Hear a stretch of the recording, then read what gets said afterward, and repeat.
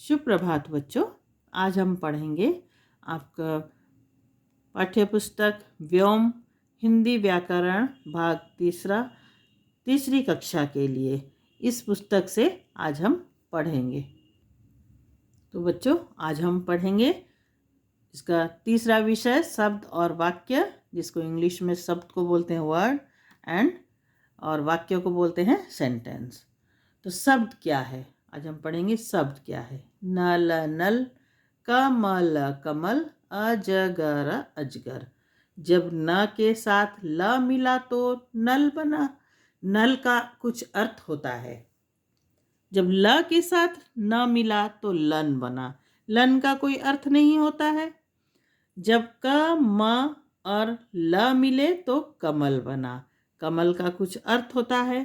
जब म का और ल मिले तब मकल बना। मकल का कोई अर्थ नहीं होता है। तो दो या दो वर्णों से अधिक वर्णों के मेल का जब कोई अर्थ निकले, यहाँ देखो अर्थ निकल रहा है, तब वह मेल शब्द कहलाता है। अगर यहाँ अर्थ नहीं निकलता है तो ये शब्द नहीं कहला रहा है। ये लन या मकल ये शब्द नहीं कहलाएगा। तो शब्द का परिभाषा क्या है ना, दो या दो से अधिक वर्णों के मेल का जब कोई अर्थ निकले तब वह मेल शब्द कहलाता है। यहाँ पर नल है, यहाँ कमल है, ये शब्द है। लेकिन लन मकल ये शब्द नहीं है, क्योंकि इसका कोई अर्थ ही नहीं है। तो शब्द की परिभाषा ये रहा। तो अब हमें क्या ध्यान देना है इसमें? अब हमें ध्यान देना है शब्द में वर्णों के साथ मात्राएं भी लगी हो सकती हैं। जैसे राम, आ की मात्रा लगा हुआ है, तो मुकुट ये छोटी की मात्रा, पेठा प में ए की मात्रा, ठ में आ की मात्रा, कौशल क में औ की मात्रा, शला कौशल। तो ये सब में, ये शब्दों में मात्रा लगी हुई है। तो शब्द में संयुक्ताक्षर भी आ सकते हैं। जैसे छज्जा, संयुक्ताक्षर मतलब अक्षरों के मेल से, दो अक्षरों से के मेल से बना हुआ शब्द, तो संयुक्ताक्षर। छज्जा, भक्त, बच्चा, प्रसून, सर्प, ये सब ये भी शब्द है। तो अब हम पढ़ेंगे वाक्य किसे कहते हैं। तो तुमने पढ़ा कि वर्णों के मेल से शब्द बनता है। अब शब्दों के मेल से देखो कि क्या होता है। तो हम लोग तो यहाँ पर वर्णों के मेल से शब्द बना है, शब्दों के मेल से क्या बनता है ना, वाक्य बनेगा। इसे हम अब पढ़ें। तो बच्चों ये देखो, अहमद पाठशाला गया।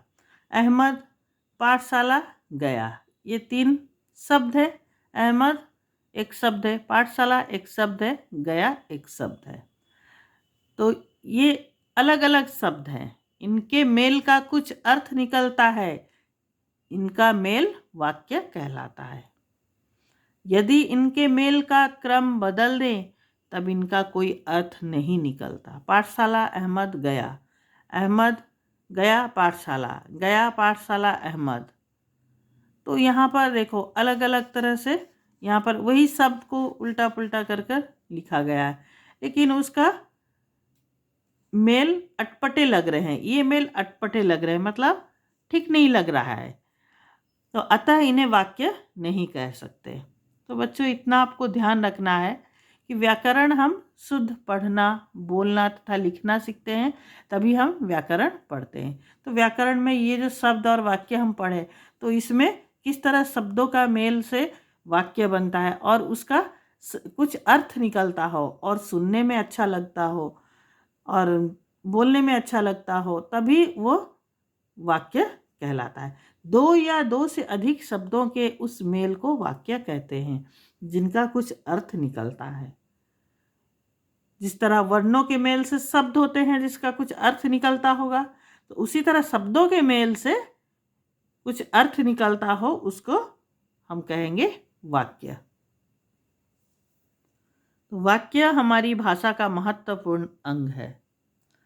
वाक्य हम जब भाषा हम बोलते हैं या लिखते हैं या पढ़ते हैं, तो वाक्य हम पढ़ते हैं, तो वाक्य सुनकर ही हम दूसरों की बात ठीक से समझ सकते हैं। अगर हम सही ढंग से बोलेंगे तभी हमें सही बात का पता चल पाएगा।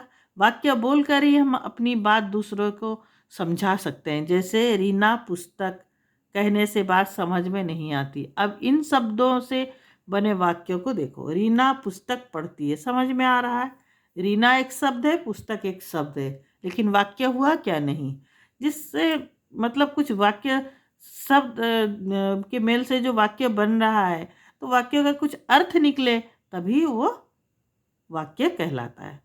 तो अब इन शब्दों के बने वाक्य को देखो कि रीना पुस्तक पढ़ती है, रीना पुस्तक खरीदती है, रीना पुस्तक लाती है। खाली रीना पुस्तक हम बोल रहे हैं तो कुछ समझ में नहीं आ रहा है, लेकिन रीना क्या क्या कर रही है उसे। रीना पुस्तक पढ़ती है, रीना पुस्तक खरीदती है, रीना पुस्तक लाती है।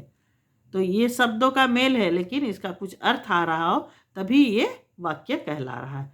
शब्दों का वह समूह जो पूरा अर्थ दे सार्थक वाक्य कहलाता है। स अर्थ सार्थक मतलब कुछ शब्दों का समूह अगर कुछ अर्थ दे रहा है, कुछ सार्थक सही अर्थ दे रहा हो, मतलब अर्थ के सहित है, तभी वो वाक्य कहलाता है। तो बच्चों, आज के लिए बस इतना ही। धन्यवाद। आप सभी का दिन मंगलमय हो।